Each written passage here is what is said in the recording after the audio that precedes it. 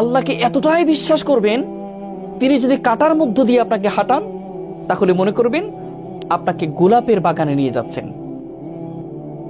আপনি যদি যে কোনো কষ্টে যদি থাকেন, আপনি যদি ব্যথিত হন, আপনি যদি আঘাতপ্রাপ্ত হন, তাহলে আপনি মনে করবেন আপনার আল্লাহ এই কষ্ট দেওয়ার মানেই হলো আল্লাহ আপনাকে ওয়ালা সাউফা ইয়াতিকা রাব্বুকা ফাতারদা, এমন কিছু দিতে যাচ্ছেন সেটা পেলে তুমি খুশি হয়ে যাবে।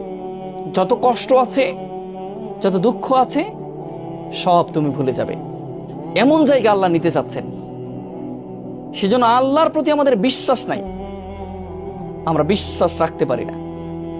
আমরা রাখতে পারি না যে আমার আল্লাহ আমার সমস্ত কষ্টগুলো মুছে দিবেন। যে আল্লাহ সৃষ্টি করতে পেরেছেন, যে আল্লাহ শ্বাস প্রশ্বাস নিতে দিচ্ছেন, সে আল্লাহকে আমাদের কখনো কষ্টটা দূর করে দিতে পারবেন না? যে আল্লাহর জীবন, সে আল্লাহ জীবনের দুঃখগুলো দূর করে দিতে পারবেন না? তিনি কুম বলবেন, হও, ফায়াকুম, হয়ে যাবে ইনশাআল্লাহ। শুধু ভরসাটা রাখতে হবে আল্লাহর উপর। যেমন মুসা আলাইহিস সালাম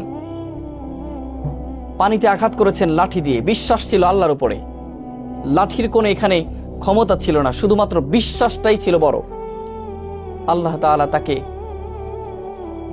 12টি রাস্তা তৈরি করে তাকে বাঁচিয়েছিলেন।